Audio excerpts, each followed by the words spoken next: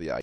Over our break, I did a little bit more than I probably should have without showing you, but what do you know, there it is. I took off the headphones. I did some small cursory changes. I added a little bit more depth here. I pulled the eyebrows back. Oh, here you go. 1 and 2 and 1. I felt that the eye sockets were getting a little bit too large, and I wanted to keep those cheekbones prominent as the not V have. So that's more or less what I did. Yeah, so there we are. I don't know quite where to go with it. The next step is to add the bluing.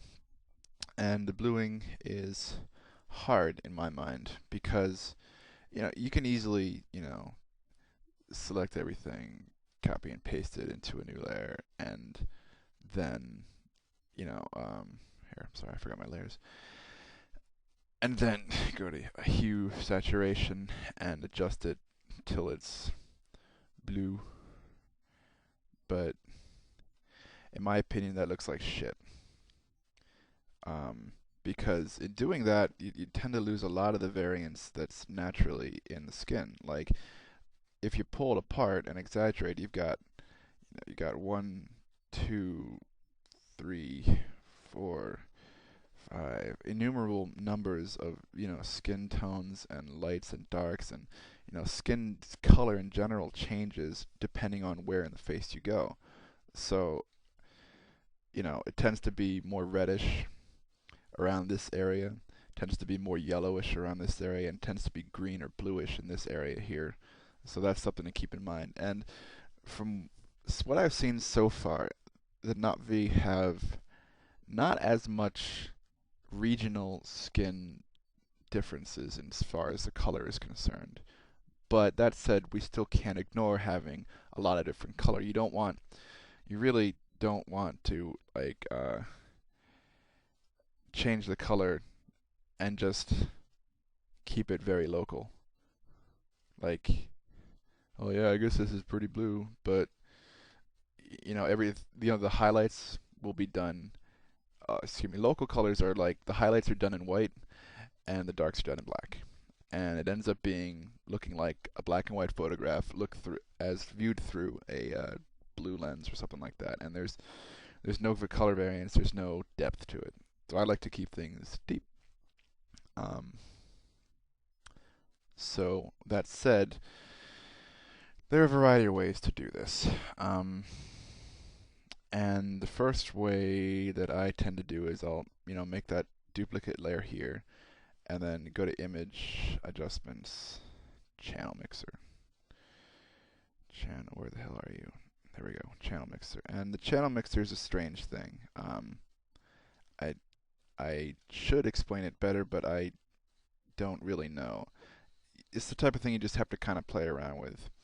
And what I've found so far in doing all these avatars is no matter what you kind of do, you are ultimately going to negatively affect the color variance. So later on, we're going to put ourselves a whole bunch of more color into it, into the blue, that is.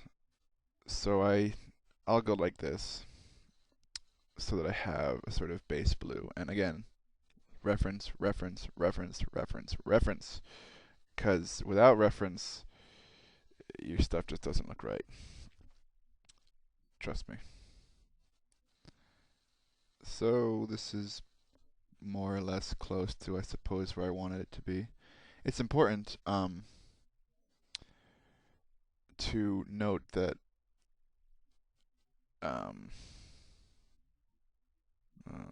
hold on, I'm going to think.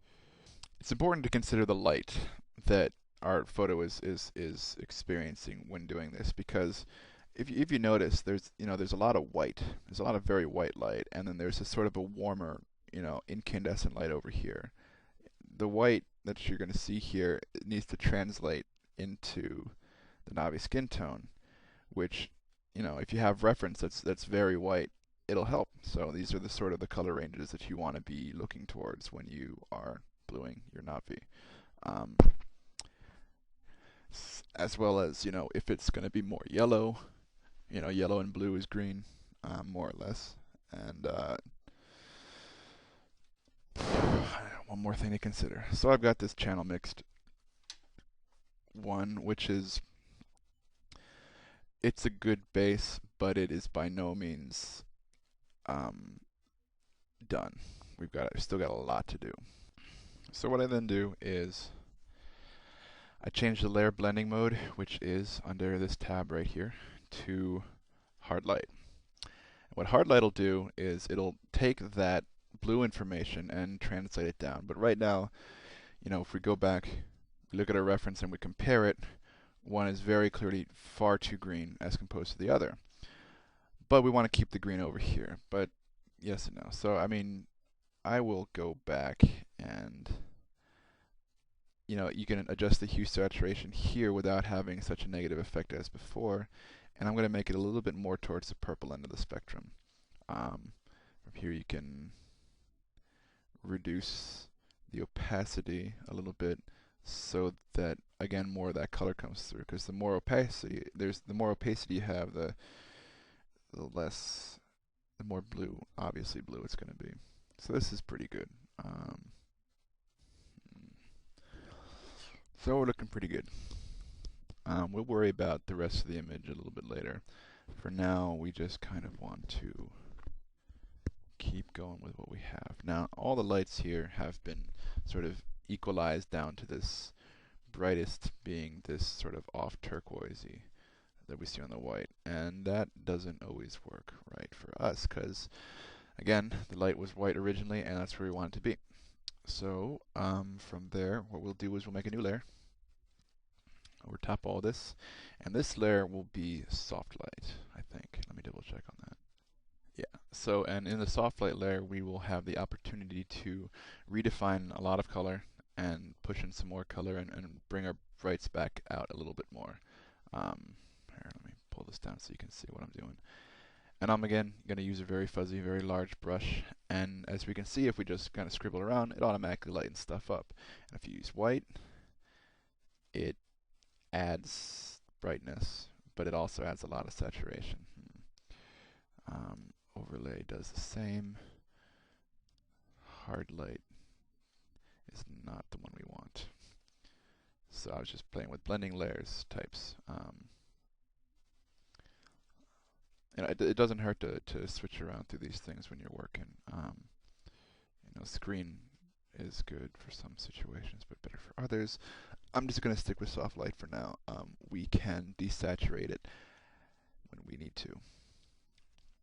So I'm just going to go in and reinforce, certain areas where light was definitely hitting before to really pop those out. And at the same time, I'm going to use a more indigo blue around the edges to push back the color that we were missing from the previous versions. And actually, the more I think about it, the more I don't like that the base of this is really, really, really teal. So I'm going to go back and adjust, I think maybe the curves here. Well, the curves will do something else. Bring the greens down a little bit like that, and then we're going to reduce the opacity a little bit so that it has sort of a more of a purpley base, and that way when we start adding in these highlights, first off, they won't be as saturated, and secondly, we will have a little bit more variance.